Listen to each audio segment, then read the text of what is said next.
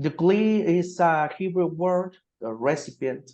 Vessels are the six sephirot in the tree of life, the six middle sephirot, which became disorganized. The secret of the golden flower is beautiful precisely because of that. It focuses on turning the light, which is something very difficult to sustain.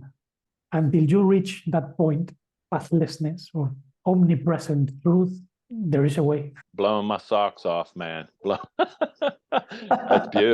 It's beautiful.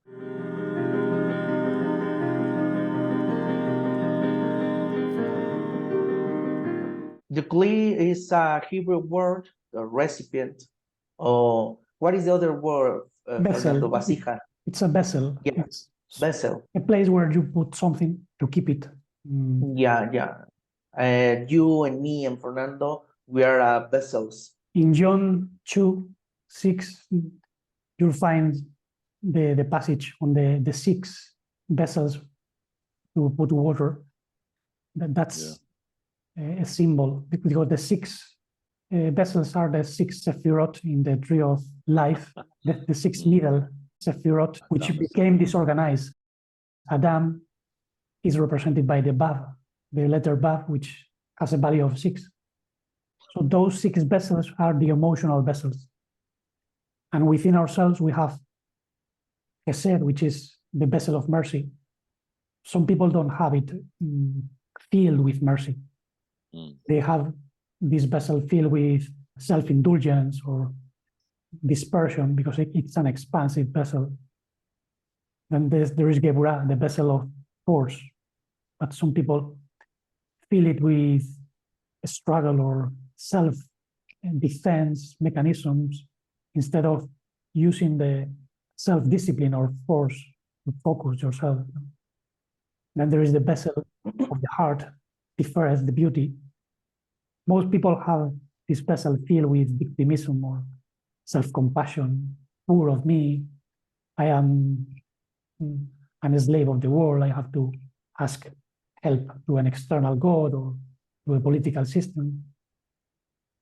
Then there is the vessel of Netzach, no? The victory of emotions or emotional harmonia. In most people, it gets filled with anxiety or sense of lack, ungratefulness. But if you feel it, you feel grateful for everything, you feel filled the abundance of what you have been given. Then there is the vessel of Or, the splendor of truth, honesty.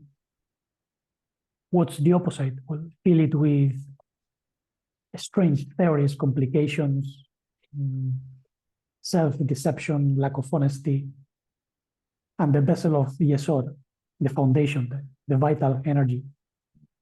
When it gets stuck, it gets filled with energies of sadness, sorrow, depression, repression, something that is about to burst, but you don't know what to do with it. And those are like layers in ourselves. Actually, Israel knows about this. There is an expression, Shevirat Kelim, in Hebrew is the breaking of the vessels. Kelim are the vessels. And Isaac Luria, the Kabbalist from the 16th century, I think, spoke of how in the primordial ages, the vessels that contain the light in different beings, different organizations, burst. They exploit it, and the nitzotzot, or the sparks of light, became spread across the universe, and that was the origin of the broken universe in which we live. So we are broken vessels. The Holy Source allow the breaking to take place, otherwise it wouldn't have been possible. So the light of the universe, or true love, is even open to allow this chaos. But in chaos, we find light. In darkness, we find love. So it's a way of self-expanding. And that's the whole thing about the Kelim, no? The vessels. Yeah, correct. What do you think, Frankie, about this knowledge? blowing my socks off, man. It's beautiful. It's beautiful. I mean, you know, whew, yeah, I'm just taking it all in now. I would say, yeah, there's like it's no word for it. It's just like beautiful, expanding, enlightening, wonderful, great, terrific. Uh, there's something you know you like I guess we said before, it's that hunger, and when you get, and it's satisfying when you get fed that nourishment. You know, you're getting nourished, and that satisfying feeling, that satisfaction of the knowing. It's just the, you know, it's just the gratefulness of being allowed to even participate and know and be, you know. And I don't know. I get overwhelmed. I do. I get overwhelmed, and my words and my thoughts get mixed up a little bit, and and my emotion. I get like as I guess you would say, you know, the like the heart of a child. I get excited, like a you know, and yeah, I just love hearing it. Love feeling a part of it, being a part of it, being being immersed in it. I wish I could do this all day, every day. I mean, it just brings that vitality of life, you know, that makes you feel. And sometimes, I mean, honestly, I have my highs and lows, because here with you guys now, you know, I'm getting receiving this light really building me up, you know, in a way. And then like when I go about the everyday to day and work and job and bills and this and that, it kind of, you know, I still have the light in me, and I love it, and I carry it, you know, and shine it forth in my everyday to day, what I'm doing, and try to be that light to everyone I meet in every circumstance, you know. But I get a little low, you know, because I have that high, that up feeling, that sometimes, you know, after I meet with Fernando, or watch a video, or even or whatever, and receive, then I get a little low. I feel a little low point, you know, sometimes afterwards. It's difficult to keep the energy of attention turned inwards to the light, which is the subject we were. Turning the light. The secret of the golden flower is beautiful precisely because of that. It focuses on turning the light, which is something very difficult to sustain. We need to prepare the ground to stabilize that light within ourselves. This is why preparing the vessel or the kli is different than stabilizing the kli, and also filling the kli are three different things. What happens, for instance, in the church is that they don't prepare the vessels. They don't fill the vessels with good wisdom, good information. Wow. It's all mistranslated jargon coming from the Latin church mostly. And the sustain of loving attention is not present in those meetings. That's why it doesn't work. Religion never worked precisely because of that. And in this case, when you access true wisdom, living wisdom, you need constant self-reminders in contact with others, obviously. But even if there is a danger, because the greater the wisdom, the greater the demand, and the greater also the threats, because the adversary sees, hey, this one is accessing something big. Let's go for it. So it's more difficult. You need more protection.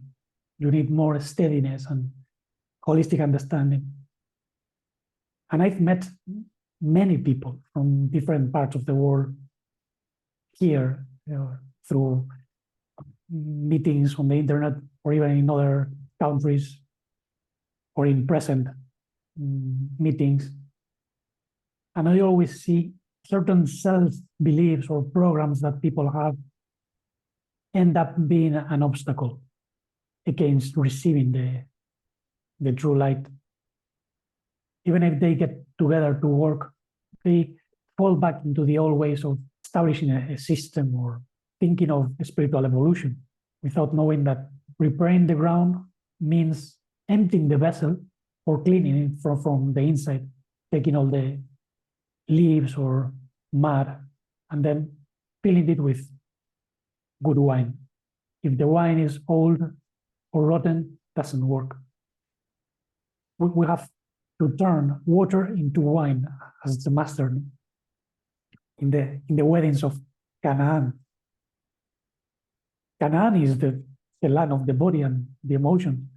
Where there will be a wedding, the wedding of our true self with that part of the soul which is holy or originated in a holy source, but is unclean because it has a lot of klipot, the husks or shells.